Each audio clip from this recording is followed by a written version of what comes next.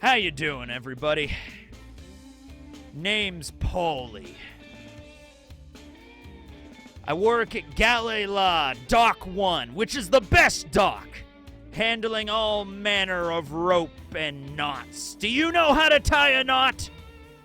Well, we're going to learn together in my new YouTube series, Paulie Teaches You How to Tie Knots.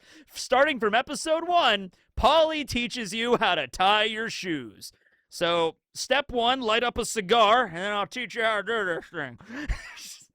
You know, Oda has done that with a lot of characters, like what jobs they would have in our world. I mean, you could just say Paulie would be a carpenter, because that's what he is in the One Piece world, and we have those in our world. So, yeah, there's that, but also YouTuber, specifically on how to tie knots. I think he'd do pretty good at it. He'd be tying knots. He'd be inventing new kinds that nobody would ever seen before. Let me show you how to do the double, triple devil knot. And then everyone's like, the double, triple devil knot? No one's ever been able to do that. He was, boom. Million subscribers in less than a month. I'm calling it for Paulie right here, right now. All right.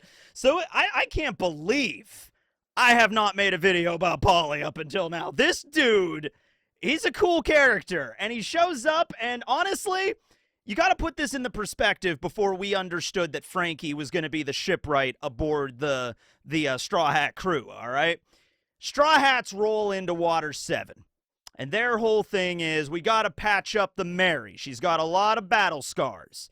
And while we're here, after we pay, you know, with all the money that we've gotten from the gold at Skypiea, you know, the 300 million, we were going to get some more gold, but then they ran us out of Shandora with that giant cannon. So they had 300 million berries. They were going to use that to repair the ship, and then they were going to get Shipwright hired on. And, you know, Iceberg himself, he was a really cool dude.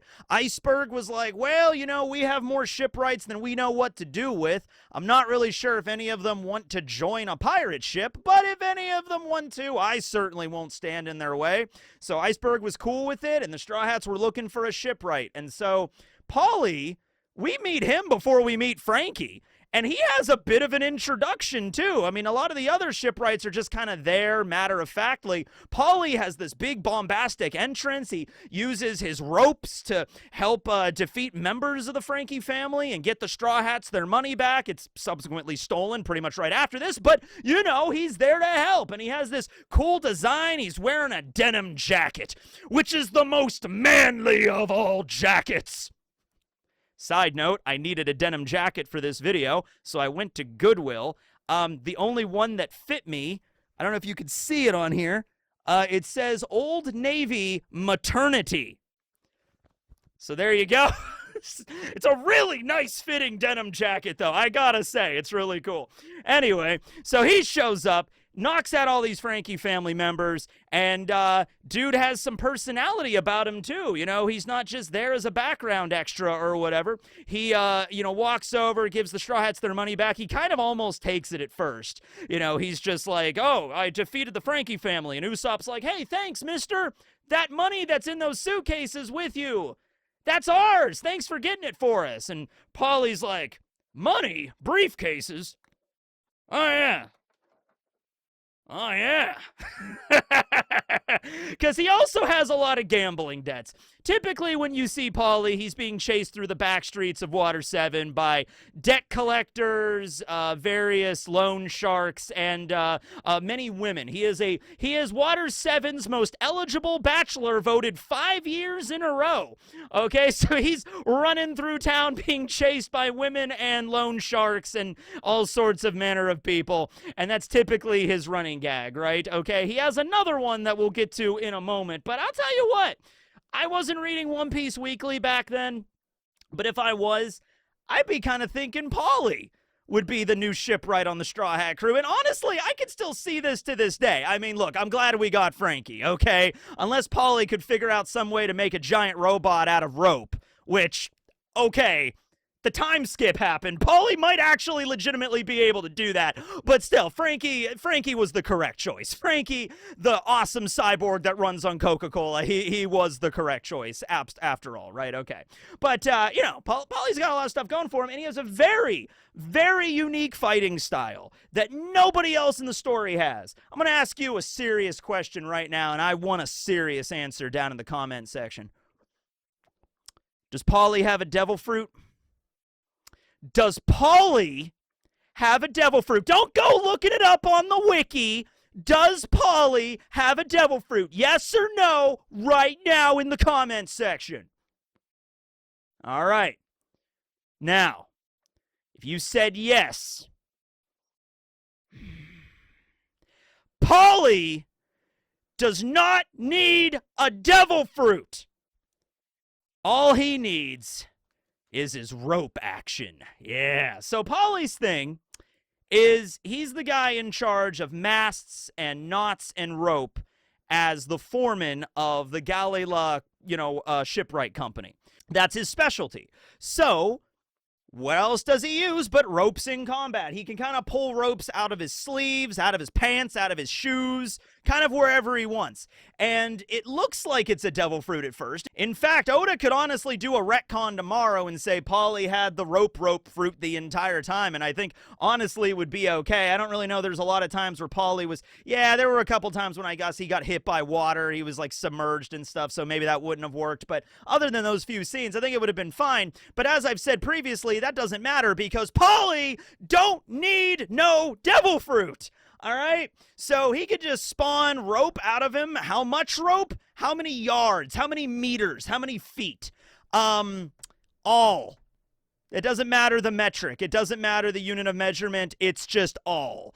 He can effectively pull out an infinite amount of rope. So that's what I mean. Most people do think he has a devil fruit. Paulie don't need no devil fruit. All right? Okay, so he uses his mastery of rope and various knots. And look, I never was a Boy Scout or anything, so I never learned how to tie knots. I barely know how to tie my shoes. I think we need to bring back really cool, fancy Velcro shoes. You can buy Velcro shoes, but, they don't have the neat designs on them, like the Digimon Velcros I had when I was a kid. Yeah. So anyway, I could barely do that. But, Paulie could do some really cool knots, such as the round turn knot, the bowline knot, the half knot, the pipe hitch knot, the figure 8 knot, the timber hitch knot, the top knot, and the shroud knot and the ratline knot. Yeah. Not only can he do these knots, he can do them psychically. Paulie almost has like a telekinetic ability to tie knots. He just kind of throws a rope at you, and as the rope is about to hit your arm, it just wraps around it and ties the knot perfectly and ensnares you. I honestly think Oda probably wanted to give Paulie the rope fruit. I mean, it's no reason why he couldn't have it. Like, honestly, like Paramecia, there's weirder fruits out there. This ability would be perfectly fine. But maybe for whatever reason, at some point, he just decided, you know what? No, he doesn't even need a devil fruit. He's Paulie. He could just do this stuff, okay? So we'll go through each of these abilities here. First ability we see him do is the round turn knot. Here's how you do it. Go ahead. I'll just put these up on screen for all of you not fanatics out there. You can tie them and all that. So you got the round turn. He basically just wraps the knots around somebody and then just pulls them together and they get spun around. And then that was how he defeated the Frankie family. Then we have the technique he used on Lucci, back when Lucci was working as a simple sawyer at the Galila company. And so he used the knot, he snared Lucci's arm, and then he threw him over him and bashed him into the side of the pavement. Now, Lucci was pretty strong, so he was able to block that attack by just, landing in the ground with his hand. Really cool aura move from Lucci, by the way. And so that was called the hook, line, and sinker, or in other translations, the punishment rope. So there's that. Then we have the half knot air drive. Here's how to do a half knot. This is a technique he uses on Luffy when he thought Luffy was the enemy for a little while. It's actually a really effective ability even on Luffy because Luffy's made of rubber, right? So you might think that a lot of these techniques don't really work on him too much. Well, Luffy still needs to breathe, and he needs to do that with his mouth. So wrapping the rope around his neck, and Paulie just drives it taut, and Luffy is like one of those little rubber toys, just he'll cinch together so much. Luffy can't breathe. This is actually a really effective way to encumber and like defeat Luffy. Probably wouldn't work now. You'd need some kind of like sea prism rope in order to do it now. But like back then, it actually worked really well. Then he just, sends him flying with the air drive. Then we have probably my favorite technique, the pipe hitch knives. So a pipe hitch is a knot that you can see right here where you're wrapping an object around the rope. So Paulie does this in various intervals, takes these knives and puts, one next to another, ties the knot, and then a little bit, like a few feet later, ties it again, and then just keeps doing that. And once again, Paulie's just pulling this out of his sleeve. Maybe Paulie's just a really good stage magician. That's just what he does. It's his thing. And so he has 100 knives just in his denim that he just yanks out of nowhere and just throws. And so that's my favorite move there. He tried to use it on Lucci. Of course, this was after Lucci became Cypher Pole Lucci, and then just revealed he has the 6 powers, zipped in front of Paulie, and then stabbed him with the Shigan, and Paulie went down. And Lucci had a little bit of a moment where he's like, it's pointless. We have trained in the 6 powers since with the time we were children. We are 100 times stronger than your average human. But I would argue that Paulie is also significantly stronger than the average human. Paulie is like peak performance when it comes to non-Devil Fruit users, no hockey or anything like that, but has just trained and conditioned his body extraordinarily well. So I guess the Cypher Pole agents are a little better than that, even the ones that don't have Devil Fruit powers at this point, like Kaku, just because they trained in this specific martial art. But I feel like characters like Paulie, and honestly the other Galila foremen as well, like Tilestone. Remember Tilestone? Tilestone is the guy that yells at everything! Hello, I am Tilestone. I would like to order a mocha frappuccino from Starbucks, please. Thank you. Wait a minute, you wrote my name wrong on the cup. I have 3 exclamation points and my name is written in capital letters. That's Tilestone. But, Tilestone, Lulu, the guy with the bed head, all those guys. If they were to train in the 6 powers or some kind of martial art or even honestly hockey, I think they could pick that up pretty damn quickly, you know what I mean? Even like the battleship bag thing from One Piece logic. Paulie and the others are so physically enhanced, just by the fact of them doing their carpentry work all the damn time, being able to jump around, throw rope out from everywhere. Tilestone's able to lift up this giant fuck-off hammer. You know what I mean? Like, yeah, we had the Doriki, the power level system in One Piece that Oda utilized for Enies Lobby, and that was it. And we only really got to see the Doriki of the Cypher Pole agents, right? And so the other, a standard armed soldier in the Marines is like a 10, Spondum's a 9 because he sucks, and then I think Califo was the lowest at 600. She was like 600, and then it went like Fukuro, and then Blue and O, and then Kaku was like 2200, and Lucci was like 4000. Okay, so Oda didn't keep that gimmick around for very much, and I'm kind of glad he didn't. But for the brief time that power level thing was being utilized, I would have liked to see what Paulie and Tilestone and Lulu and Zombai, a member of the Frankie family, and even the Straw Hats. It would have been kind of fun to see what, arbitrary number that they were assigned to. If anything above 500 is considered superhuman, I think that was stated as just baseline. Paulie would be very close to that, if not already at 490 or something like that. Or maybe he was already 500, but he was attacked by Lucci. Lucci was 4,000. He was the strongest member of Cypher Pole 9. So the fact that he was able to one-shot Paulie with a Shigan, that doesn't say anything really about Paulie being weak. It's more about Lucci just being absurdly strong, right? But you could honestly say Paulie. Now let's say Paulie against Calipha. Paulie against Calipha, because Calipha was the weakest at 600 something Doriki. Paulie got serious against her. How would that have gone? I mean, he would probably have been distracted most of the time, because Paulie has a very interesting quirk with this. It's the other thing that he has, other from gambling, and it's probably the one that people remember him the most about. So, how Sanji is sometimes? Yeah, Paulie is the opposite of that. He is extremely, extremely prudish and shy, and anytime he sees any woman that's dressed in any way that he deems as immoral, which basically qualifies like showing any kind of skin. Like, this was Nami's outfit during Water 7. By the way, one of my favorite Nami outfits, by the way. I love the blue shirt and the white tie. I think it ties together really well. Aha. You know, really like Nami's Water 7 outfit, right? Compared to what, you know, she tends to wear now. Paulie would have a damn stroke if he saw Nami after, like, anything post-time skip. Like, Paulie decided, like, yeah, I decided to go to Sabaody Archipelago for a little vacation. What's this? The Straw Hats are back after 2 years? I'll go say hi to them. It's been a while. He goes over to see them, you know, while all the events of fan litter are going on around him or whatever. Paulie runs over. He's like, hey there, Straw Hats, it's been a while. Hey, Zoro, Usopp, there's Nami. And then his head just explodes. Because Paulie thought this outfit was too immoral. He thought this outfit was too much. He sees Nami's outfit here. He looks down. He's like, what's going on? You're showing too much leg, woman. What is this? This is nonsense. Rabba.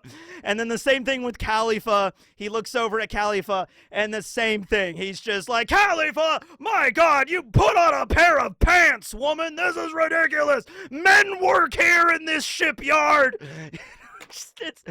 It's honestly fucking hilarious the way that Paulie acts with that. Damn, I kind of wish he was a Straw Hat. Could we have gotten Frankie and Paulie at the same time? Like, that would have been awesome to continue that gimmick. It really would have. Anyway, so yeah. Oh, and then there's the time on the Rocket Man when they're heading to Enies Lobby. Nami needs to change outfits. Because she can't go into battle, you know. She's got to have... Actually, you know what she changes into? Denim. She changes into the denim outfit. Yeah, exactly. So Nami is on the Rocket Man. She has to change for battle. She has her perfect climate act and everything. But there's only one car on the Rocket Man. So she just... From what we understand in Gleam, she just strips, probably not completely naked, but like 95% naked, just in the car with everybody else, and then puts on a new skirt, puts on that super like tight reveal, I don't even know what a tube top kind of thing, not really that, but it had like buttons on it, and then puts the denim jacket over it, and then she's like, okay, I'm ready for battle. And then you got Lulu and Tilestone and all the other, and Zombai and all the other dudes that were there, and they were all about to pass out from blood loss. And Paulie is just there about to pop a gasket, and he's just like, how dare you? We're going into battle. This is no time for sex appeal. What is this? Rabba. Oh my God. Okay. So that's Paulie's gimmick. All right, that's Paulie's other gimmick, and it's fucking great. All right, now, I gotta talk about something else involving Nami and Paulie, because this is also fantastic. Okay, so, there are these two characters that show up during Water 7. You might not remember them too much. In fact, I don't even remember their names, so I have to pull them up here. But they are the shift managers at the, I think it's called Blue Station, the train station that's at Water 7. Bouchon and Stevie. Bouchon and Stevie, right? And they're kind of like Abbott and Costello, Bulk and Skull kind of comedy duo. Their names are even B and an S. Bulk and Skull, Bouchon and Stevie, yeah. So they're just there for comedic relief. They're just hanging out, and they're the ones that kind of inform Nami that, like, oh, you were here to catch the train because she was trying to bring Robin back. Well, the train left early because of Aqua Laguna and everything. And so Paulie gets there, and Nami's on the ground just weeping, crying into her hands because Robin left. And so Sanji got on the ship, obviously. Frankie was on the ship. He was getting taken back to Enies Lobby as well. And then, you know, Sage King. Thank God Sage King was there. He also went to go save them, right? So anyway, Nami's there just crying, just feeling helpless. And then Paulie shows up. And Paulie's there, and he's like, it's only the four of them. It's Bouchon, Stevie, Paulie, and Nami. And Paulie's just like, hey, you know, and you could tell that he's like really like, because he doesn't know Nami. He just met Nami like 2 days ago or whatever. But he's trying to like comfort her as best as he can. And he's kind of like, yeah, it's not your fault, you know.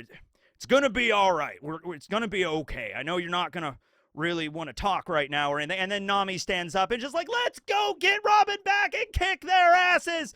And Paulie's like, oh, damn. Okay. Alrighty then. Well, she's got that fire in her, if nothing else. And then Bouchon and Stevie start this running gag where they think Paulie and Nami are like an item.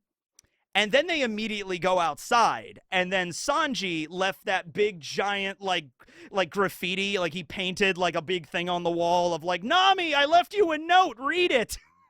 And Nami's like, dumbass, okay, whatever. And then she reads the note and it's like, oh, we got on the train, we're going after Robin, all that kind of stuff.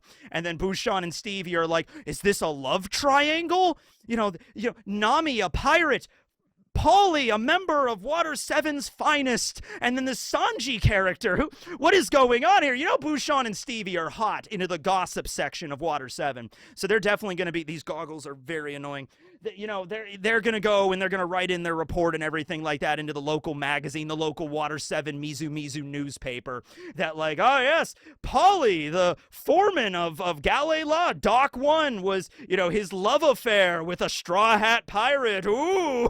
No, they go forward with this in the post Enies Lobby arc after everybody has returned from Enies Lobby and everything and the big battle is over and everybody's celebrating. They do some filler stuff with Bouchon and Stevie. They bring them back because back then we knew how to do good filler, damn it. Bouchon and Stevie come back and they're like creating this little scenario in their heads where Paulie and Nami are going to get married and we see scenes from their wedding. And Paulie's there all nervous, and he's like, oh boy, oh gee, this is, and Nami's there like, It's just like, it's kind of, you know, it's the nice little wedding scene. It's just like, all right, that exists. All right, cool. Anyway, okay. So, damn, what else about Paulie here? I'm just, damn, I really genuinely don't know why it took me this long to talk about this character. I really don't. He smokes cigars. He has a cool, like, he does a thing that, like, Smoker does. He has, like, a jacket that has, like, a bunch of cigars on his jacket, which makes me think that he saw Smoker as a Marine doing this. I think in the One Piece world, they probably have, like, you know how they have magazines for, like, everything, right? They have, like, you know, like, if you're into guns, they have a gun magazine. If you're into bodybuilding, they have a bodybuilding magazine, right? There's like cigar magazines and collection magazines, you know, people that like to, you know, smoke fine cigars and stuff. And you know, Smoker was on the cover of that issue at one point. So I like to think Paulie got an issue of like Cigar Smokers Monthly or whatever. And then there's Captain Smoker on the cover looking badass for a photo shoot. You know, probably they got Cancer at some point too. There's another Marine that also smokes a lot and his name is Cancer. But anyway, Smoker's there. And Paulie's looking at his jacket and he's like, you know what? I need to do something like that too. I'm going to do that. I'm going to do the same kind of style that guy does. I like his style there. I think Smoker and Paulie would probably get along. I could see them hanging out, having a good drink together. You know, maybe Smoker has a cigar smoking YouTube channel. Paulie has his rope tying knot channel, and they all get together. They do a collab. It'd be really fun there. All right. So, yeah.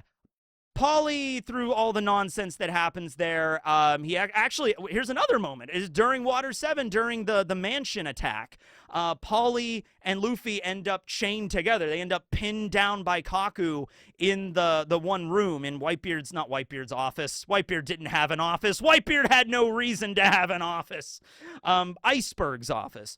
They were pinned down, and Paulie's there, and he's kind of just lamenting it, because he's, like, this hit really hard for him. Not so much for the Straw Hats, like, they just met all of these characters a few days ago, but Paulie was friends with Kaku, was friends with Lucci, for years. For, like, 4 years, they worked together. How many ships had they built together? How many knots have they tied? Right, you know? And they just went ahead and untied all of them. All at once. And so this actually ties into something a lot later when Zoro defeats Kaku at Enies Lobby. He's like, oh, by the way, your old boss told me that you're fired. Told me to tell you you're fired. And Kaku's like, huh, Paulie, huh? All right. Like, you do feel bad because especially from what the character development we got during Egghead, Kaku genuinely liked working there. Like, he genuinely was friends. Lucci, you feel like, is a bit of like a, sociopath, or like whatever the term would be, where he cannot form those kind of human connections, at least not in that. Well, then again, maybe not, because he did have those connections with Kaku. He did feel at least enough of a connection with Kaku that he was like, I don't want him to die. He at least said to Mars, like, hey, my friend's in there, my comrade's in there, don't kill him. Right? And so you get the impression at least Lucci cared about Kaku. Probably not so much Paulie and all the other members of Galley La. That was just a mission to him. But Kaku, I think Kaku in his dream state and in his perfect world, like if Miss Golden Week ever did the rainbow colors trap on Kaku to make him realize his fullest dream, Kaku would go back to wearing his Galley La outfit, and he'd be working at the company. That would be his thing. But yeah, Paulie was lamenting all this stuff to Luffy. Luffy eventually manages to sneak out and free them, and then they all form the alliance. They get on the Rocket Man, and they head, hurtling toward Enies Lobby, alongside the Frankie family as well, like Mozu, Kiwi, Zombai. They're all there as well. Paulie gets upset with Mozu and Kiwi because they're wearing nothing but swimsuits. Once again, if he saw post-time skip Nami. Oh, God. But anyway, so the reason that Paulie and the other Galley La foremen and the rest of the Frankie family are there is because they're attacking Enies Lobby, and it's reinforced with a lot of nameless government servants and Marines, and, you needed other people there. Like, it couldn't have just been the Straw Hats. You needed other people to fight back, and so we see a lot of techniques there. He uses figure 8 knots, where he just creates, the figure 8 knots at, like, the end here. Yeah, that's a figure 8 knot, right? Yeah, that's pretty close. Anyway, like, you ever get hit with something, you ever get smacked with a rope? Now imagine the rope has a really big knot tied at the end of it, and you get smacked with that thing. So Paulie just goes, he's like Spider-Man, kinda. He just, like, bam, sends a bunch of figure 8 knot ropes flying all over the place, clubbing people in the head, swinging them around, knocking people over. They managed to even take down Oimo and Kashi with very little effort, honestly. So it was like a collaborative thing. Mozu and Kiwi destroyed their armor, and then Paulie used, this technique was called the timber hitch knot. And so here's the timber hitch knot. This is how you do it. And he tied Kashi's hair, and then he tugged on it really hard, and it yanked him back, and he got sent flying against a wall. And then Tilestone and Lulu nailed they literally took out like some giant nails and nailed Kashi's face to the side of a wall. And then they were able to distract Oimo enough, and Oimo accidentally smashed Kashi in the face with his club. And then Paulie followed that up by ensnaring Oimo with his knots using Top Knot, and ensnared him. And then they had Sodom and Gomorrah, the two big Yagura bulls, pull Oimo over, and that's how they defeated the giants. So, like, these are Oimo and Kashi. I mean, granted, they got a little lax in, like, maybe the 50 years they've been working for the government, because they didn't really have a lot of stuff to do. But, Paulie, Lulu, Tilestone, Mozu, and Kiwi, Zombai too, like, all these people working together, they were able to make pretty quick work of Oimo and Kashi. These are giant warrior pirates, from the greatest generation of giant warrior pirates, right? Like, they were pretty tough, and they were able to get taken down by these guys. Now, granted, Oimo and Kashi also kind of underestimated them a little bit. They didn't think they were going to be able to do all this stuff. But no devil fruit powers from any of these characters, and they were able to take, no hockey either. They were able to take Oimo and Kashi down. That's a pretty big feat, I'd say. All right? So they're mostly outside running interference. They eventually fight against, remember the Watchdog Squad? Yeah, the Navy's Watchdog Squad. I think it's mostly something limited specifically to Enies Lobby, but they were these dudes that rode on top of these big mastiffs, and they had, like, these, like, Wolverine clawed blades, and they were, like, attacking. Paulie got, hit by one of those, but, they fought against those guys while the Straw Hats were dealing with Cypher Pole and dealing with the handcuff keys and everything like that. So that's what Paulie was up to. At the end of the arc, he has this really cool feat where he just makes a bunch of rope. He pulls out a bunch of rope and uses the shroud and ratline knots. So here's how to do a shroud knot. Now, these are more specifically the types of riggings that you would see on a sailing vessel. Okay, and so the ratlines are like literally those things right here. Like, I don't know how to describe them. They look like, this. And so Are they called that because rats would climb on top of them? Because I know rats were always a common problem on sailing vessels, especially back in the day. You know, you don't want to have rats on the vessels because what do rats like to do? They like to chew on things, and rope is, you don't want to get those chewed on, right? So I imagine rats would like climb up on those things. So anyway, he makes this big net of rope, and he like lays it all out. And so Oimo and Kashi are about to fall over the side of Enies Lobby down into the hole. And so, you know, Paulie saves everybody with his ability. He like just spews a bunch of rope and saves everyone. And like, oh my god, like 2 Yagura bulls and Oimo and Kashi are giants. This rope's gonna break. And Paulie's up there. It's like, you dumbass. This is Galley La rope. Galley La rope don't break. Oh my god, Paulie, you saved us. Is that some kind of devil fruit power or something? Nah. It's just rope action. Paulie! You know, just like a guitar riff. Yeah, okay. So, he's got that there. He also makes, I think, some other stuff there. He makes a net to ensnare some random government agents, you know, all the standard things there. We don't get to see the hook, line, and sinker attack again. That would have been cool. But yeah, after that, you know, they all rendezvous back up with the rest of Galley La, icebergs there. They all go back to Water 7, and the construction of the Thousand Sunny begins. Paulie obviously helps with that, along with, you know, Frankie and all the other carpenters and everything. They help with that. And so, at the end of all of this, Paulie is eventually promoted as the vice president of Galley La, directly under Iceberg. And so for the next 2 years, they work on a new sea train called the Puffing Ice. That is the grand opening, so that opens up there. And we see Paulie, most recently during Egghead, he was there listening to the message of Vegapunk, commenting on that, like, well, if it was just Water 7 that was going to sink in the waves beneath this, like, you know, crazy flood, I could believe it. But the whole world, that's a little bit hard to believe. And so that's mentioning, you know, Water 7 is sinking every year. And so we got to see Paulie there. I don't know how cut out he is as the vice president, but he's like the man that Iceberg trusts the most. And so we see him also in the cover stories running through the city once again, being chased by everybody. And that's Paulie. That's Paulie right there. I feel like I could keep going. I feel like I keep talking about him. He had the cool scene where he was the one that explained what the keel was when Kaku got back and explained, you know, we can't fix the Mary. It's impossible. Honestly, I'm surprised you guys got this far with her. And Paulie was the one that was like, was the keel broken? Kaku's like, yes, sirree, Bob.